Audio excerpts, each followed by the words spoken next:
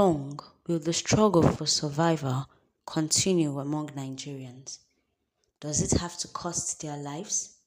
Does it have to annihilate most of Nigerians?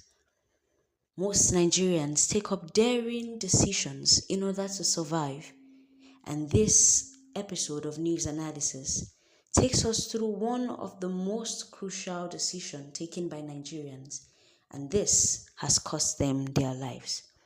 Hello listeners, welcome to another episode of News Analysis, where we talk trending issues and where we analyze current happenings. On today's episode of News Analysis, sadness has struck the country as over 90 people have died in a petrol explosion. At about 12:30 a.m. on Wednesday, the 16th of October, a fuel-laden tanker crashed in Mourns village of Taura local government area of Jigawa state. According to reports, the petrol tanker was going from Port Harcourt to Nguru in Yobe state. When the driver reached Mourns village of Taura local government area at about 12:30 a.m., he lost control at Mourns and the truck fell down and spilled its content.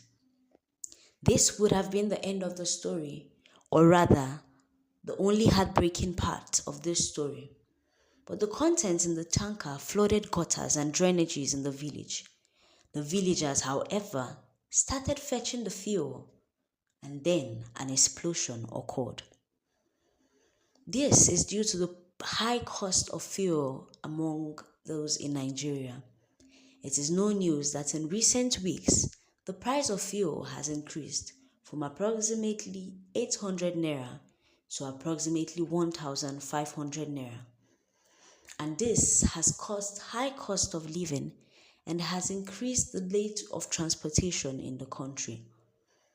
Without doubt, this was the reason why, without thinking and without proper analyzing the situation, Nigerians went forward to fetch this fuel despite knowing how vital and how critical it could be.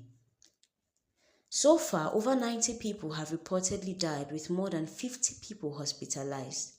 Confirming the incident to newsmen, the spokesman of the Police State Command, DSP Lawal Sishu Adams, has stated that the Taura local government area at about 12:30 a.m.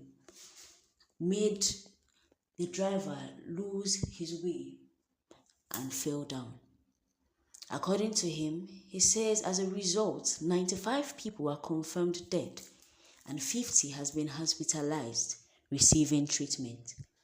He also added that despite police warning for people to stay clear from scenes of accidents involving fuel tankers, they still engage in such acts. He said people gathered around the accident scene, and that was the reason for the mass casualty. The spokesperson said that a mass burial of the victims would hold by 9 a.m. on Wednesday. He also added and stated that a mass funeral will be held for these people by 9 a.m.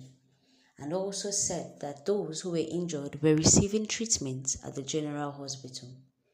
He described this situation as a horrific tragedy and begged Nigerians to stop rushing to fuel accident victims or fuel accident scenes to scoop fuel.